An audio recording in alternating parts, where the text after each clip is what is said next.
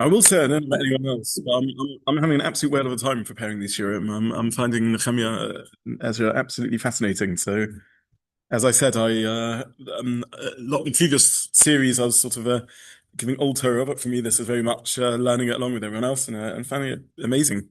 Because you've done it before. Well, and I haven't done Ezra Nechemia B'Iyon at all before. I've only done it very very perusal, and there are a lot of things that from the series coming out are quite confusing, really, about the chronology. And this has forced me to the best of our ability, to reconstruct what we can of the events. Okay, either way. So a bit of context. We're now nearing the end of chapter Vov, and the background is that a new king or an old king, Darius, he is Koresh, he isn't Koresh, he's someone else, whoever he is, um, he, the Jewish people restart the building project of the Beis Hamikdash under the guidance of the Nevi'im, and it's spiritually or politically an opportune moment. They're challenged by Tatanoi, by the regional governor. He sends a message to the headquarters. Headquarters responds, yes, the Jews can carry on with their building project. We discussed last week to what degree Darius was as much of an idealist as Koresh, or perhaps he's a little less secure and less of an idealist doing this for his own political ends. But either way, Dariovesh gives the go-ahead, and they carry on building with provisos. They have to make sure it's only certain dimensions. It has to have wood built into the structure so that it can't become a fortress. It's vulnerable to burning. But they go ahead and build, and we now open at the end of chapter 6. We're still in Aramaic, the very last words in Aramaic before we switch back, Baruch Hashem, to Hebrew, a lot easier to translate. And we said that Aramaic is whenever it's sort of international affairs going on. Hebrew is whenever it's local affairs going on. That's a sort of literary style that the Novi adapts when he's trying to communicate these ideas. Again, online and in link is the link for the handout. Please click on that. Pasuk 15, last pasuk in Aramaic, last pasukim, I'm sorry, in Aramaic, another four pasukim, and the house was finished on the third day of the month of Adar, which was the 6th year of the reign of Daryovesh the king. So the project takes a lot of time, but on the third day of Adar, the 6th year of the reign of Daryovesh, they finish the building project. Now, all I will say about that is that I don't think we discussed this last time. If we did, please forgive me. We don't really know the significance of this date, the 3rd of Adar.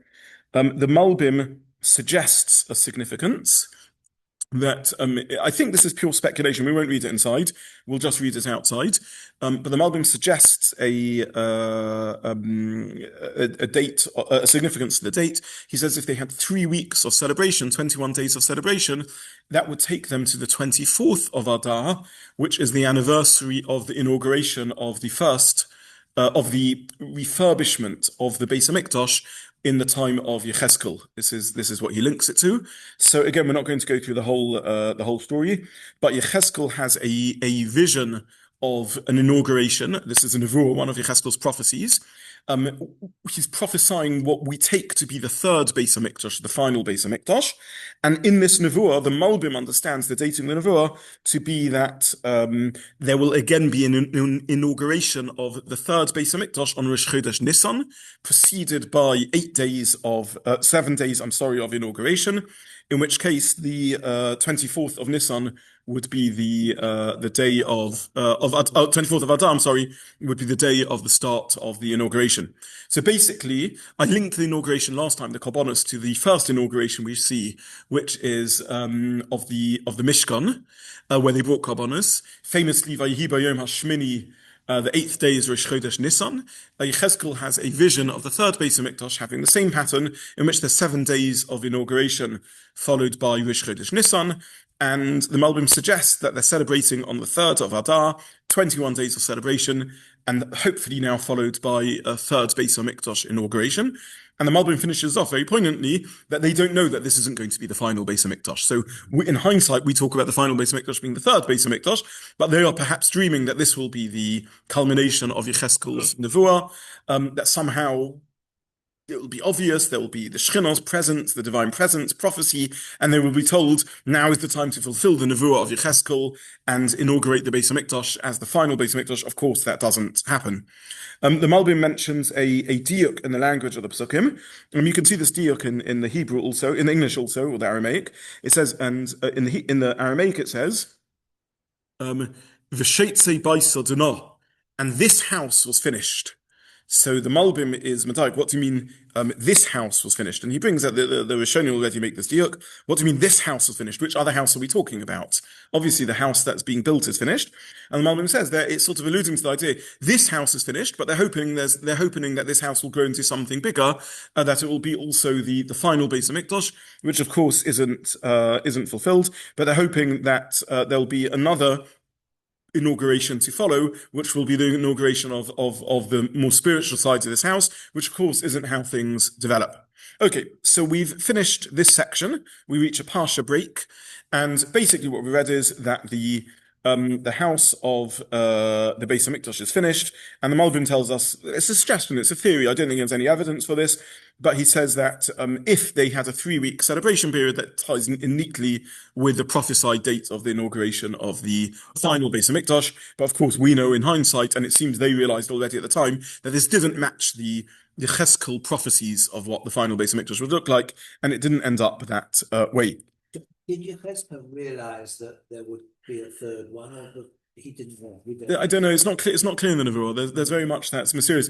The Ramban al Torah says that there can't be more than 2 churbanos. We have 2 tochachas followed by 2 churbanos. So twice there's a tochacha, and therefore twice there can be a churban, but there can't be a third churban of the Yishuv.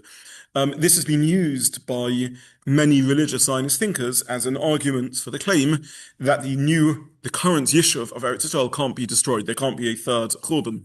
One can quibble with that claim. One can say it's a Yishuv of Jews in Eretz Israel, but who says that it's God forbid, Chas v'Shalom, can't be destroyed? Who says that we can be confident that this is inevitably leading in a messianic direction? And that's, of course, the counterclaim against at least that school of thought within religious Zionism. Means many things, but within that, the messianic school of thought. But this Ramban is one of the claims. Doesn't mean that inevitably there's going to be 2 churbanos, 2 destructions, because we have 2 sets of tochacha, one of which parallels the first churban and the other the second churban. No, a negative nevuah is never inevitable. It means there's a potential for it. A positive nevuah is inevitable. A negative prophecy never is. So we could have been yotza both churbanos with 1 churban with what happened then, but in hindsight we see that hasn't proven to be the case. Now, Psukim 16, 17, 18, which are the last Aramaic Psukim, and we looked at them briefly last time, but we ran out of time, tell us about the celebration on dedication of the house of Hashem, the offering of korbanos, and the arrangements of the Kohanim and Leviim into their divisions.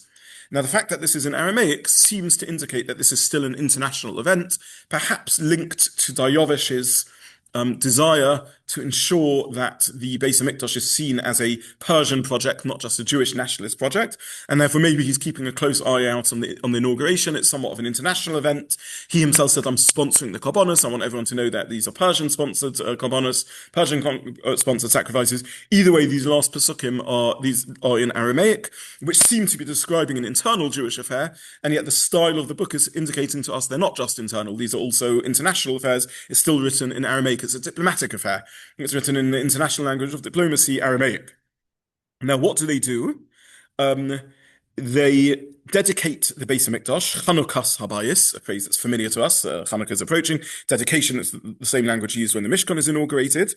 They offer korbanos. We mentioned last time they offer sin offerings, 12 sin offerings, according to the numbers of the tribes of Israel. That's Pasuk 17. We'll come back to that later, because at least we thought there were only 2 tribes present, or 3 tribes present. There's Yehuda, Binyamin, and Levi. The other 10 lost tribes didn't go into Golus and Bovel, and the Chorah seemingly didn't come back from Bovel. Nonetheless, they're offering 12 he-goats, 12 offerings. Why are they offering 12 offerings? Either because they still want to represent all 12 tribes, they're still hoping that all 12 tribes will come back, or maybe, and we'll see a clue to that later, maybe there are some returnees from the lost tribes. How lost are the 12 are the other tribes at this point in history?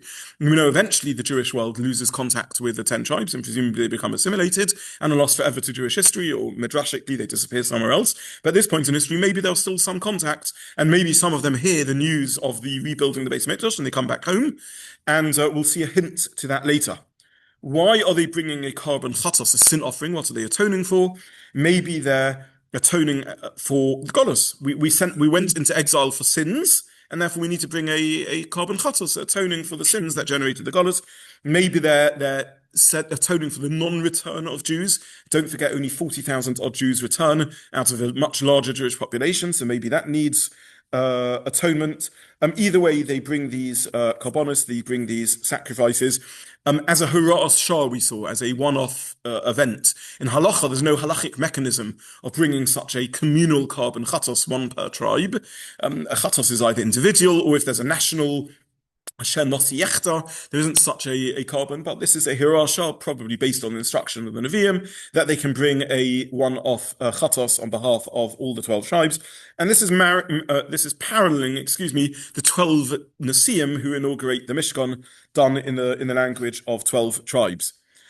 Pasuk 18 tells us that they set up the priests in their divisions and the Levites in their divisions, to serve Hashem, as is written in the book of Moshe.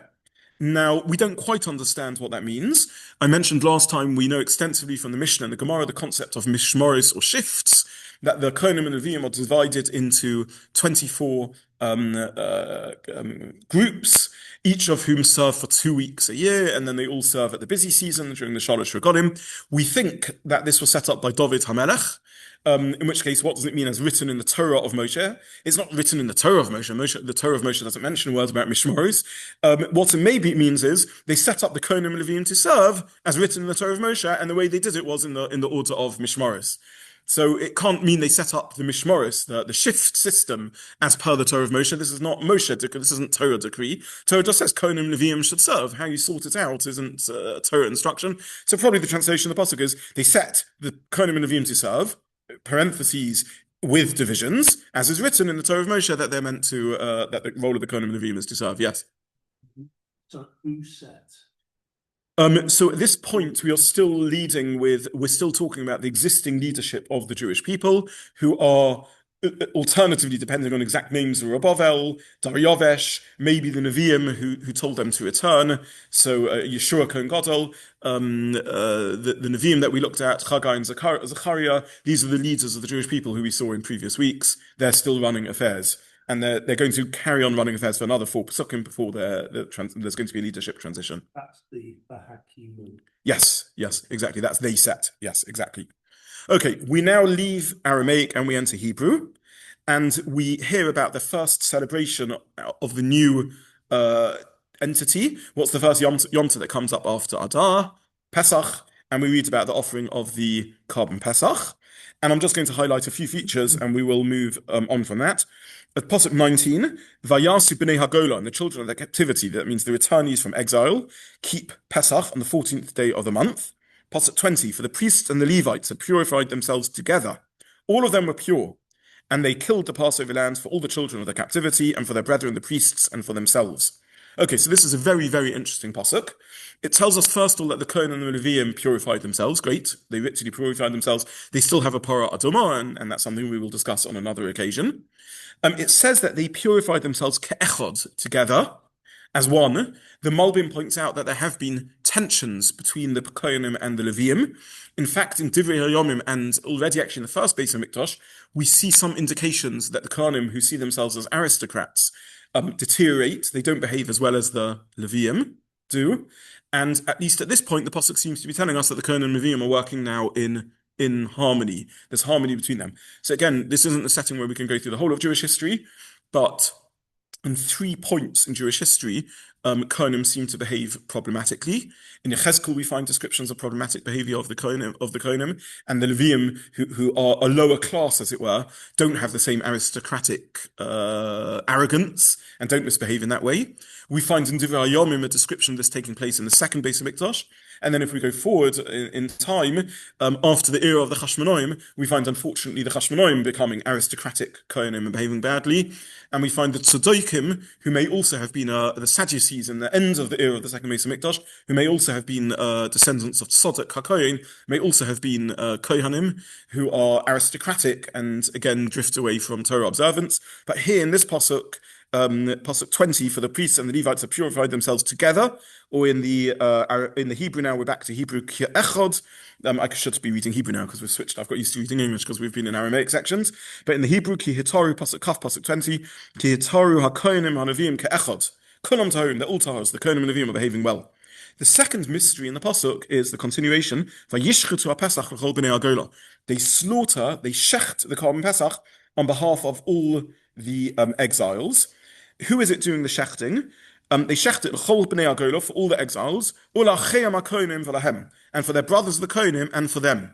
So it seems the Leviim are doing the shechita of the Korban Pesach. Now, who is kosher to shecht Korbanos? The answer is not only Kohanim. Leviim and Yisraelim are also kosher to shecht Korbanos. Shechita, the sacrifice, the shechting, the slaughter of a sacrifice is kosher bazar. A zar means a stranger, an alien. A non-kohen is kosher to do shechita, so Leviim and Yisraelim can also do shechita. Indeed, in the times of the Beis Hamikdash, the normal minhag seems to have been that members of the Chabura would shecht the Korban Pesach themselves. It's a peak time, Erev Pesach, we have descriptions of it, both from Jewish sources and external sources. It's a massively stressful time for the Kohanim, and the Leviim are enormously busy. The Kohanim are arranging the Korbanos, the Leviim are busy with Hallel and Shira, and the Kohanim have to do their unique Kohen tasks. For example, Kabbalah Saddam, receiving the blood of the Shechita in the bowl in order to take it to be sprinkled on the Mizbeach. That you do need a Kohen for. The Shechita, therefore, was generally done by members of the Chabura, members of the group. So Jews would coalesce into groups of maybe 20 people that each have a small portion of the Korban Pesach. Each group would bring the sacrifice to the Beis Hamikdash. One member of the group would do Shechita, and the Kohanim would collect the dam and start the ritual avodah service, and so on and so forth. So why on earth are either Kohanim or Leviim, in this case, doing the Shechita? Either the pasuk means the Leviim are doing it for their brothers, the Kohanim, or some of the Kohanim are doing it for others of the Kohanim, for their brother Kohanim. But why are Kohanim or Leviim doing the Shechita? Why aren't the Bnei HaChabura doing Shechita? Again, we don't know the answer. They were playing. Oh, so the answer could be they just didn't know how to do Shechita. They had lost knowledge as to how to do Shechita because of the years of Golus. Maybe these are one of the consequences of Golus. Down to this day, by the way, right? We don't expect 1 in 20 people to know how to do Shechita. But we do know that later on in the Beis Hamikdash era and in the Mishnaic era, there were 1 in 20 people doing Shechita. But the answer may be quite simply they're not trained to do so. Again, it's a lacuna. We don't really know the answer to the mystery. But that's the pasuk. Pasuk 21. Vayochri v'nei Yisrael, the children of Israel eat the Korban Pesach. Who eats? Hashovim me hagola, those returned from exile. V'chol hanivdel mitumas goy haaretz, whoever had separated themselves from the impurity of the nations of the land. Either meaning from ritual impurity or inappropriate behavior. But the pasuk carries on. Aleim Lidrosh Lashem Elokei Yisrael, who had separated themselves from the nations of the world to seek Hashem, the God of Israel. So this seems to be referring to Gerim, to converts. And what it's telling us is who eats the Korban Pesach? Bnei Yisrael, naturally born Jews, and those who had separated themselves from the impurity of the nations of the world in order to seek God. So it sounds like that whilst to our shame, only 40,000 Jews of birth return and many Jews remain behind in Gola, there are those who are inspired and moved by the remarkable events of Koresh and Zeyavish and the Jewish return from exile to become Gerim and to join the Jewish people. Now there is a logic as to why now is an opportune moment for Gerus. Which events happened before these historically? What events happened here before the return to the Beis Hamikdash? Purim story. And what does the pasuk tell us in Purim? V'rabim me'amaretz misyadim. There's an interesting conversion. V'rabim me'amaretz misyadim. There's many people who are amazed by the Purim story, and they are mit yahadim, a verb. They become Judaized. They become Jewish. This is also the first time that Jews have been living in exile, surrounded by larger non-Jewish populations, and therefore the first time where people are perhaps drawn to Gerus, not because they're seeing the flourishing Davidic dynasties and Shlomo dynasties. In fact, Chazal tell us that they were reluctant to accept Gerim at the time of David and Shlomo, because when the Jewish state is rising so high, well, it's appealing to become Jewish because you want to join the successful, rich country in the Middle East. But normally Geirus takes place because there's personal contact. Think of the Rus story, the other story of Geirus. There's a personal encounter. So it would make sense that Jews are now spread throughout the world. For the first time, they are meeting on a more personal, direct level non-Jews, and there are non-Jews who are interested in converting. And they also eat of the Carbon Pesach in line with Halacha. That's the best suggestion we have as to these psukim. And finally, Pasuk 22, and Pasuk 22 will explode. It starts off so simply and nicely. They keep Pesach for 7 days, very good. B'simcha, with great joy. That's been so exciting, so special. After so many years, they're able to bring a carbon Pesach again. Ki simcha Hashem, because Hashem had made them joyful. V'hoseiv leiv melech Ashur aleim, and he turned the heart of the king of Assyria towards them. L'chazik yadeim, to strengthen the hands. B'melechas beis Elokim Elokei Yisrael, in the work of the house of God, the God of Israel.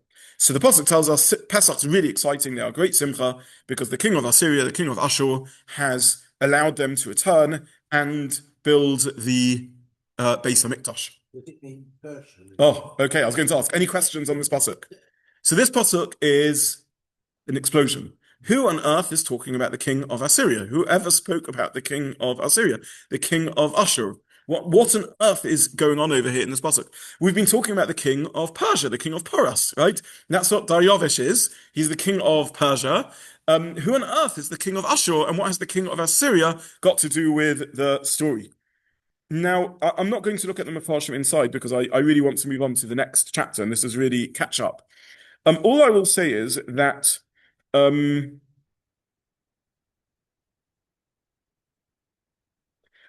Metzudas David, I printed at the top of page 2, points out that technically this is correct because one of the titles of Darius, is king of Assyria.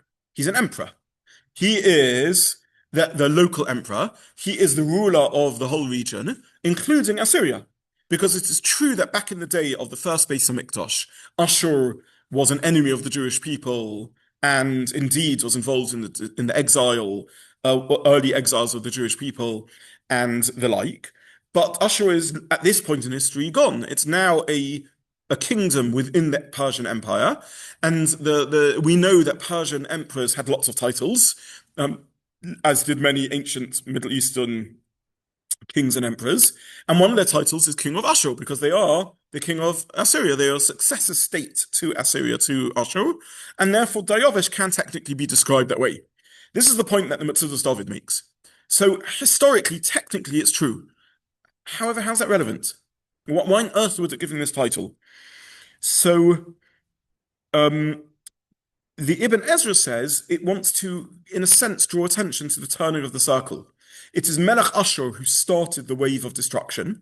Eventually, of course, the Beis HaMikdash is destroyed by the Babylonians, but it's Melech Ashur who starts the wave of destruction. And therefore, if we're talking about the simcha they feel, and the language of the pasuk is v'hosev, is sort of turning things round, a circle, sviva, losev, from the lashon of saviv, to go round. So if we're talking about turning the circle round, the completion, the closing of the circle, it makes sense to point out that the same Ashur that had been the cause of the onset of destruction is now part of the power that allows them to return to Eretz Yisrael. This is the Ibn Ezra's suggestion that that's why this language is used, because it's a completion of the circle. Now, there is a final comment that I printed from the Ralbag, Rabbeinu Levi ben Gershon. He's a Rishon, not one that we often look at, but here he says something very beautiful. He says, who was exiled to the land of Ashur? Well, we know the answer, the 10 tribes. So maybe this is indicating to us that the local Assyrian ruler also now sees the Jews favorably. Either there's some rump independent state, or the governor, the under king, the king who serves under the emperor of Persia.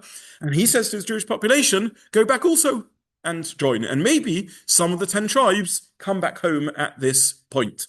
So here we complete our sort of mystery around the 12 chatos that are brought and so on. Maybe there's not just a return of Jews from Bavel, but maybe there's even a small return of Jews from Assyria, from Ashur, and maybe there's still some contact with the 10 not yet lost tribes, and maybe they also come back and join in. This is the suggestion of the Ralbag. Either way, let's just reread this final pasuk, pasuk kaf beis.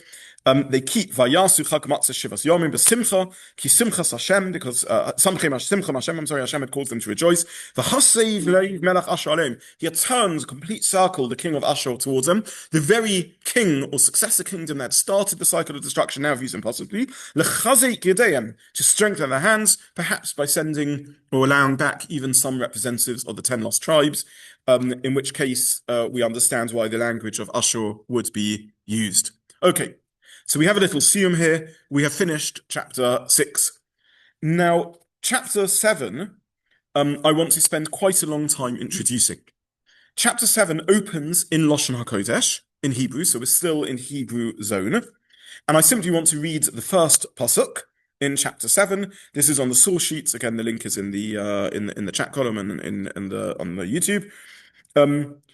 Chapter 7, ignore the box and everything else. Let's go straight down to the first verses.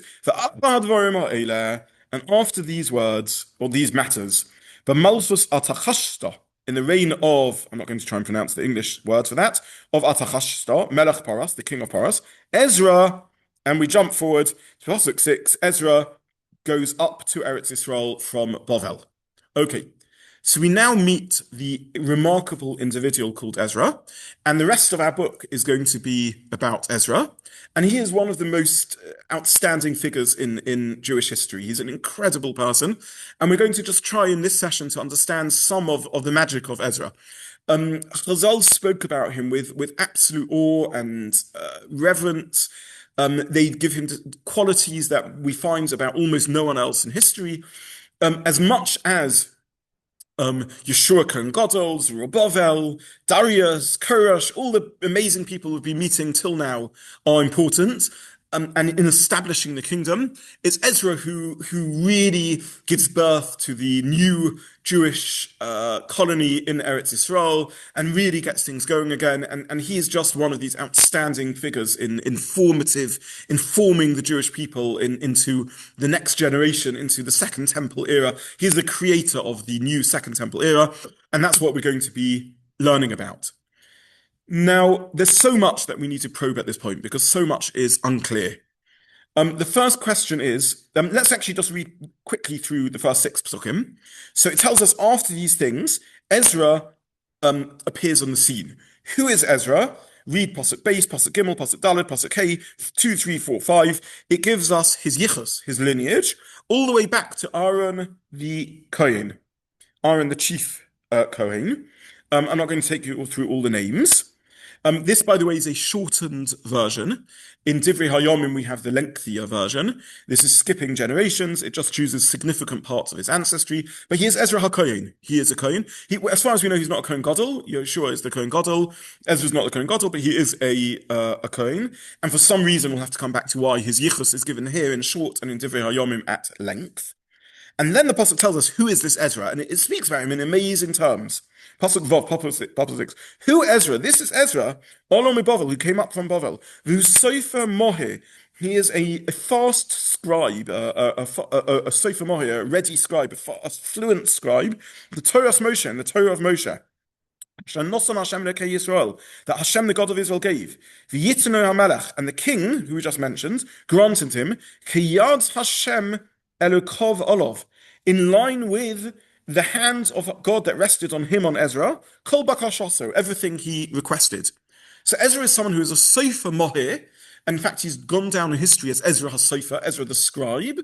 He's a Sofer Mohir, he's an excellent Sofer, we'll have to work out what that means. And he is someone who is given everything that he wants from the king, so he's clearly an incredible figure in the king's eyes. And he's someone who the hands of Hashem rests on him. What an amazing accomplishment, what an amazing accolade. The hands of Hashem, his God, rests upon him. So he's an amazing figure, and he comes up from Bavel. So there's so much we need to ask here. There's so many questions, and we're not going to have necessarily good answers to all these questions. But what we would like to know is who is Ezra? Where does he come from? What's his background? What made him into Ezra? What are his accomplishments? What does he achieve? And when does he come up from Bavel? Why didn't he come up earlier? When does he come up from Bavel? How long is after these things? And also, what happens to the first generation of leadership about which the Pasuk tells us nothing at all?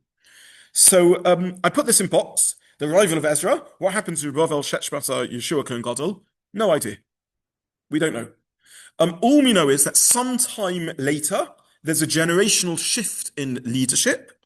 Zerubbabel, Sheshbatzer, Yeshua, Kohen Gadol are no longer mentioned. They drop out of the history, and Ezra takes over. How long is the gap between Ezra arriving and the previous settlement? So basically, just so we don't lose track, till now, the first 6 chapters, we've learned about the first generation of colonists return. It's a small settlement, not super successful, but they do manage eventually to build a Beis HaMikdash with great joy. Then chapter 7 starts the second wave of return. Ezra comes up. He's going to come back with a much greater population, with greater resources, and he's going to build this into much more of a powerful entity, as it were, spiritually, physically, much more powerful. He's a much more powerful leader. And the first generation of leaders step down, disappear. How long is the gap? Well, again, this gets back to the historical confusion we have about the dates. Rashi maintains, really in line with Chazal, that very little gap, maybe a year. Who is Artachshasta? Rashi says it's Dayovesh. It's another name for Dayovesh because Rashi goes in line with Chazal that this is a royal title, like Pharaoh. Right? It's the name given to all the kings. It's like the Persian name for the kings. And therefore, when it says he comes out in the reign of Akhatashta, it's not really identifying who it is. It just means it's a dynastic name in the Persian dynasty. And really, the king concerned with is Daryavish, is Darius. So it's still in the life of Darius. This is a short time later. Rashi says a year later. It's only a year later. And Ezra now comes with his second wave of migrants. Alternatively, we have the non-Chazal view, but Rishonim already were aware that there was another way of reading the timeline. We mentioned the Malbim, who quotes this in the name of Rabbi Zechariah Levi, he quotes this in the name of the Abarbanel and others. And in that case, this is a new king, this is a separate king. There's possibility of a long gap. The Radak, not the Abarbanel, the Radak, the Rabbi Zechariah Levi, Rishonim, who go in Pshuta Shel Mikra, that this is a new king and there's a long gap. Academics definitely take on that historic point of view. How long is the gap? Decades, 50 years, 70 years, 60 years, something like that. So a long gap. We don't know. Okay. So sometime later, either very briefly later or a long time later, Ezra leads a second return to Bavel. If the gap's long, then we know what happened to Zerubbabel, Sheshbaz, and Yeshua and Gadol. They die. There's a generational transition. If the gap is short, they are superseded by Ezra. Why are they superseded by Ezra? Either they recognize his leadership, he's such clearly a more powerful, learned, charismatic, strong leader, and therefore it's appropriate for him to take over, or perhaps they are demoted. We don't really understand why. It's remarkable. The Nach doesn't tell us this. Don't forget that Zerubbabel, at least, is an appointee of the emperor. Right? He's secular not in the sense of being non-from, but he's a lay leader. He's not a spiritual leader per se. He's an upstanding from individual, but he's not a spiritual leader per se. So maybe he's demoted by the king. We don't know. But Zerubbabel, even Yeshua and Gadol, Sheshbaz all disappear, and now Ezra takes over. By the way, quick plug for my Sunday morning series. In the Sunday morning series, we're looking at the Gaonim, and one of the features we've mentioned are the Roshei Kalusa, the exilarchs. Zerubbabel is, in a sense, the first exilarch. He is a Reish Kalusa. He's a leader of a diasporic leader. He is a descendant of the house of David, and he's a royal figure who is given some sort of secular governorship authority, in a sense, over the Jewish people, or you can call him a Nossi if you like. Maybe the king decides it's not prudent to have a Davidic governor of the new little Jewish colony, and maybe that's why he prefers Ezra. Don't forget, Kohanim are meant to differentiate between secular authority, state authority, and priestly authority. They're not meant to become lay leaders. So we don't know, but they disappear off the scene, and that's pretty much all we know about Yechezkel, about these figures. Never really to be mentioned again. So we've now cleared the space for Ezra to take over, and that's what chapter 7 is about, Ezra taking over. Yes, Dan. Dayan Zobin, why would it be necessary to refer to these lay leaders anyway at this stage, where there's been pivot in the Sefer towards now the completion of the building and stuff facing it, for the producer of the story, the narrative has changed, and therefore it's more natural. It's a really lovely point you're making. For those online, Dan is saying a very fine point, which I suppose reminds us of a really significant thing, which is we're not learning history books. We're learning Kedusha, right? So Dan's point is, and excellently made, is I'm a bit bothered because I like knowing things, and I'd love to know what happened to these figures. Tanakh doesn't tell us. Okay, we can but speculate what happened to them, and we can but speculate why the author of Ezra is not interested in telling us. Dan is turning the question on its head and said, why should it? Right? This isn't a biography of Zerubbabel and Sheshbatzar and Yeshua Kohen Gadol. This is a story about the national return to Eretz Israel, and at this point, the story pivots upwards and takes on a new significance with the return of Ezra. So it's not the job of this isn't a book about the life of the life of Zerubbabel. That's not what the book's about. The book is a national book. We call the book Ezra, but it's not even meant to be a book really about Ezra. It's a book about Klal Yisrael, of whom Ezra happens to be an incredibly important leader. Zerubbabel and Yeshua Kohen Gadol have done their job, and they retire into anonymity in a sense. Yeah, you may be right. It could be the whole question doesn't start. It's not trying to give us an exhaustive narrative biography. It's just interesting. These are figures that we barely know anything about. They're mentioned only a handful of times in the whole of Tanakh, but we have to live with that. And maybe Tanakh's not interested in them. Indeed. Yeah. One of the famous features of learning Tanakh, of course, is the lacuna, right? The things that it's as interesting in Tanakh about what we're not told as we are told. Even the great of us, right? We're in the middle of Sefer Bereshis at the moment. There's so little we know about Avraham, Yitzchak, and Yaakov, right? We're told a handful of incidents of their life. We're not told. We meet Avraham when he's 75, 80. We barely know anything about how he became Avraham. I've given shiurim about that on the past, the little bits that we do know. Yeah, so Tanakh's not interested in fitting in. Tanakh is an iconic work, if ever there was one, right? And yeah, maybe there's no reason it should tell us. What I do want to read is a very beautiful point from the Malbim, and it's just one of these. So the Malbim doesn't need my praise, but just such a helpful comment in tidying up this period of history. Now, the Malbim, it's just such a fascinating comment that I just don't know what to do with it. Ezra has so many accomplishments. But part of what he is he's a founding father of the Second Temple era, and he's also the onset of a body about which we know relatively little, called Anshe Knesset HaGedolah. So the leadership model shifts at this point, and we'll get back to this later, to rabbinic leadership of sorts, meaning religious, learned leadership that aren't necessarily Kohanim and certainly not prophets, because prophecy is coming to an end. And you now have some Knesset HaGedolah, a great assembly, Anshe Knesset HaGedolah. There's an assembly of learned figures who govern and lead the Jewish people, at least in spiritual affairs, for the next period of time, through to Shimon HaTzadik, right? To Shimon the Tzaddik, who is really the first Mishnaic era rabbi mentioned in Mishnayos Ovos, right? So he's the first rabbinic leader in a sense that we know. Now, how long is this period of the Anshe Knesset HaGedolah? How long is the gap? Is it just one period of 120 people that all live at the same time? Or is it spread over a century? It really gets back to the same debate, I'm afraid, yet again, of do we follow Chazal's shrunken version of history, in which the second Beis HaMikdash is really only built around 400 before the Common Era, or do we go with the extended version of history in which it's built about 500 years before the Common Era. How big, therefore, is the gap between Ezra, let's say, and Shimon HaTzadik, who's the first post-biblical figure, first Mishnaic era figure? It gets again caught up in that confusion of timeline. But either way, Shimon HaTzadik is Mishiorei Knesset HaGedolah. He's from the last of the Anshe Knesset HaGedolah. And either somewhat, but he's certainly been part of an institution of which Ezra is also a part. So the Malbim just very beautifully says that, what statement does he make? Very famous statement, that the Al Shloisha Dvarim Ha'olam Omed, the world stands on three pillars, Al Torah, Al Avodah, Al Gemilas Chasodim, which we can translate as Torah, Talmud Torah, the Avodah in the Beis HaMikdash, temple service, and Gemilas Chasodim, which is kindness and building of a humane society. So all the Malbim says here, and I printed this in the middle of page 2, is Zerubbabel and Yeshua Kohen Gadol build the Mikdash, and therefore they set up the Amud HaAvodah, the pillar of service of Hashem in the Beis HaMikdash.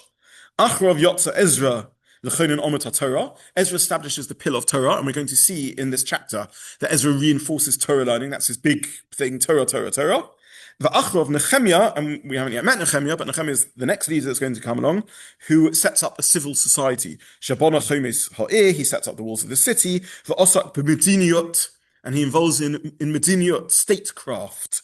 Levatze Omid Gemilas Chasodim, Kamoshi's Bible Sifro, that as will be explained in his Sefer. So this Malbim is so helpful in sort of summarizing and contextualizing everything we're going to learn.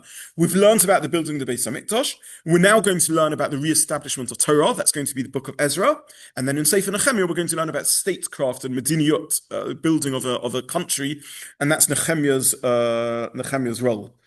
And then he carries on. V'zeh Omar Kosov, this is what the pasuk says. Shu'olah, he came up from Bavel. Mitzachu sofer mohi b'Torah Hashem. He's a speedy sofer of the Torah Hashem. That means he's very learned. We'll look later at what the word sofer exactly means, but he's a learned figure. V'olah lekonin omet Torah. So why does he come up to Bavel, to Eretz Yisrael? I'm sorry, to reestablish the pillar of Torah. This is what he asked from the king who gave it to him, and then he brings Pesukim, and that we saw already this language that the hands of God was good on him, with personal divine intervention, so that Torah shouldn't be forgotten from Israel. Okay, so when you're establishing a new Jewish entity, you need a Rosh Hashiva, you need someone who's going to come along and re-establish Torah. That's Ezra's role, that's his mission, that's why he comes up from Bovel, because he is a Sofer Mahir, he is the best Torah teacher of his generation, and therefore he sees it as his mission to go to Eretz Yisrael to re-establish Torah. Which other figure in history, when a new Jewish society is being set up, realizes that the first thing to do is build yeshivas, build Torah learning? Yeah. Yaakov, Yehuda Shalach Lefanov, right, which according to the Targum means to set up a yeshiva, to build a base ulpana, to build a yeshiva. Which other figure realizes that you first have to establish Torah when you're creating a new... Rabbi Yochanan ben Zakkai, excellent, right? Rabbi Yochanan ben Zakkai, Beis HaMikdash destroyed. First thing he does is to set up the yeshiva in Yavneh. Whenever Jews arrive, the first thing we need to do is set up Torah institutions. I want to tell you, and I say this comment with care and sensitivity, but it is a reality that 70, 80, 90 years ago, 100 years ago, immigrants arrived on these shores in large numbers and built communities. Some of the communities and some of the localities have flourished and others haven't. And almost invariably, I'm saying almost because I'm trying to be cautious in what I'm saying, to the best of my knowledge, 100% correlation. Those communities that immediately set up Jewish schools were the ones that flourished and had continuity, and those that didn't and set up other institutions first didn't have that sort of continuity. Often they woke up, but very often then too late to set up Jewish schools, but by then they were suffering irreversible migration out of their areas to other areas. But you can trace a path, unfortunately, or fortunately for better and for worse, to the communities that set up schools and those, and you can map it geographically in the UK. Unfortunately, there's to the best of my knowledge, a 100% correlation in that fact. But I'll say it as almost a perfect correlation, so as not to be caught out if I'm wrong. But I think this is correct. Okay, end of polemic. But this is what we're learning. We're learning Nach. We're meant to learn lessons from this. Ezra is a Sofer Mahir. He is an outstanding. We'll use an anachronistic term, Talmud Chacham, and he arrives to establish Torah, and that's really what we're going to read about in the rest of this Perek. Okay, so so far an introduction to this chapter. Basically, the Malbim helps us contextualize what has happened and what's going to happen in the future. We've read about the rebuilding of the Beis Hamikdash. We're now moving to phase 2. The old generation leaders have disappeared. Phase 2 is the establishment of Torah and Shemiras HaMitzvos in Eretz Yisrael. And phase 3, which will be Nechemia, will be the establishment overlapping with Ezra, I should say, historically. But we'll get to that. Who's going to try and build a civil society, statescraft. Now, what and who is Ezra? What are his achievements? Who is he? What do we know about him? So I've printed in the remaining page, I've tried to print headlines, as it were, so I've put them in bold and capital letters, each case in the middle of the page. And I've given various categories: prophet, teacher of Torah, clarifier of Jewish identity, legislator. So he's lots of things. And let me just take you through each one within the time available. Okay, is he a prophet or is he just an inspired individual? He has Yad Hashem Olov, he has the hand of Hashem on him. There are differences, contradictions in Chazal as to whether he achieves prophetic status. However, there's one opinion in Chazal that he is Malachi the Novi. He is the same as the final prophet that we have, Malachi. Again, this depends on the timeline, because if he is shortly after after the first wave of migration, then he could have overlapped with Malachi. If he's 100 years later, then he couldn't. There are different views in Chazal. I'm not going to go through the Gemara inside, but all I will say is that the Gemara discusses who Malachi is and suggests that Ezra is Malachi. We have to be wary of all these correlations. Whenever Chazal say A is B, do they mean it literally or do they mean it midrashically, that there's some commonality in their personalities or the like? We don't know, but this is what they suggest. Malachi, in Malachi chapter 2, there's an exceptionally famous set of psukim in which Malachi says, describing someone or other, Torah's emes hoisa b'fihu, there was Torah of truth on his mouth. This isn't printed in the source sheets. V'avlo nimsa b'sfosov, no falsehood was found on his lips. Shonom v'mishar halach, he went on a straight path. Kisifse kohen yishmru das, v'Torah yavakshu mipiu. For the mouth, the lips of a kohen will guard knowledge, and Torah they will seek from his mouth. This could be describing Ezra, who's a kohen, and all these qualities and accolades apply to. Okay. If Ezra is a Rosh Hashiva, Talmid Chacham, who did he learn under? Right? That's where we always need to ask ourselves the question. So that's my next source. His teacher is Baruch ben Neriah. I've misprinted. I wrote Neriah. I should say Neriah. Okay, so his teacher is Baruch ben Neriah. What do we know about Baruch ben Neriah? Well, first of all, let's have a look in the sources inside. The Gemara in Megillah says that he is a prophet. There are discrepancies in Chazal. What we do know about him is that he is a contemporary of Yirmiyahu Hanavi. So again, this depends on the timeline. He appears in Sefer Yirmiyahu and writes down some of the prophecies of Yirmiyahu. And he and Yirmiyahu witnessed the Babylonian siege of Yerushalayim. And we don't know exactly then what happens to him, but according to Chazal, one version in Chazal, he lives to a very old age, and he is the teacher of Ezra. Let's have a look at the Gemara. The second Gemara, I printed 2 Gemaras in Megillah. Let's look at the second one, which is Tes Zayin Amud Beis. So we're in the middle of page 3. Omar Rav v'item Rav Shmuel bar Marta. So Rav Shmuel bar Marta says, Godol Talmud Torah Yosef Mibinyan Beis Hamikdash. Talmud Torah is greater than the building of the Beis Hamikdash.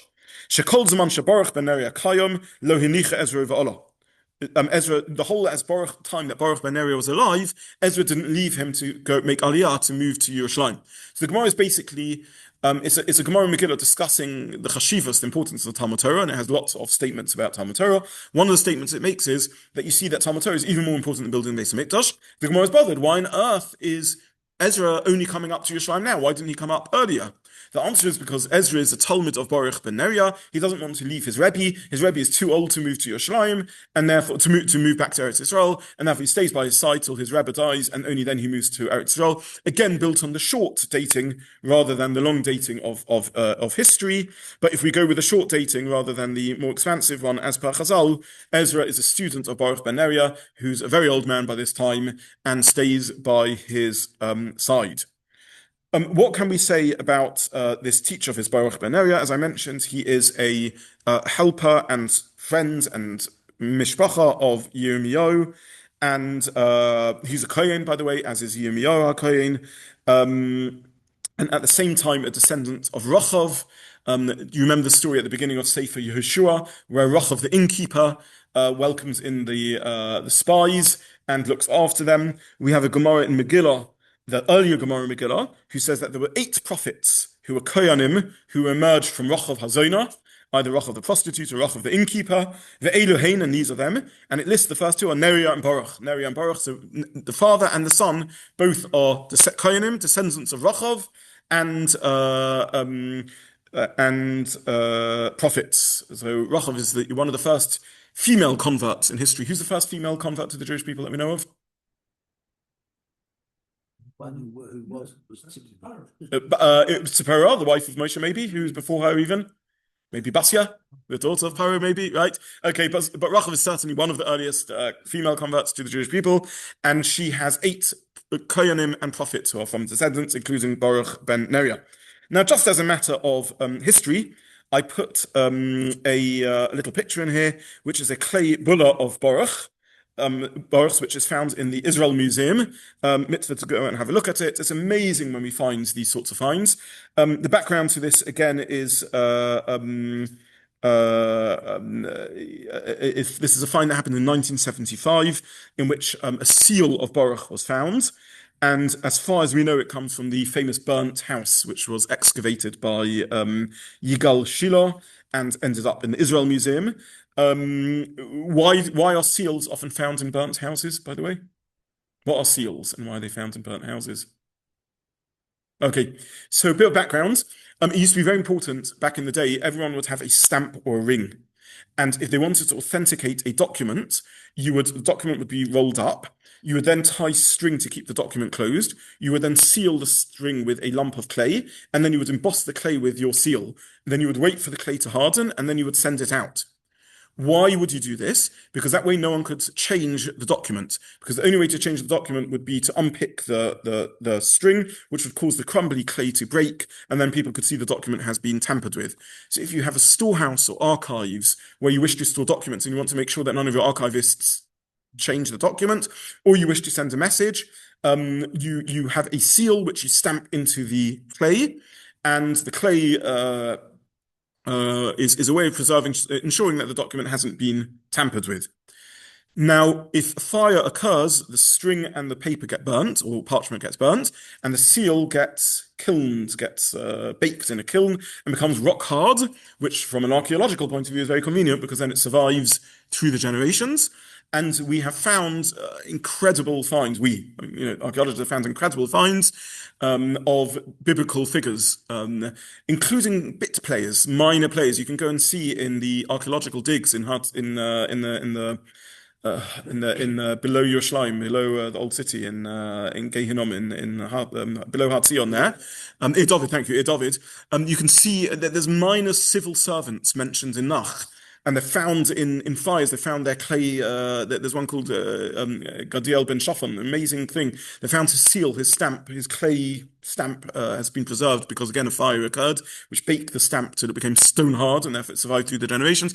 So it's side players, like just boring bureaucrats, civil servants mentioned in Tanakh finds. Baruch ben Neria is absolutely not that. He's a very significant figure, and they found his seal. And it is it's in the Israel Museum. Amazingly, in 1996, a second stamp of Baruch ben Neria was found. He's a very important person, by the way, so it's not surprising that he's got many stamps. And I'll tell you something absolutely magical, which is in the second stamp was found a fingerprint. Now, tantalizingly, and this is just absolutely remarkable, maybe we even have the fingerprint of Baruch ben Neria. Can you imagine that? Just an absolute thing to dream about. Who knows? Okay. That's why I put this in, because I wanted to share that. Yeah, it just means a stamp. That's all the word means, yeah.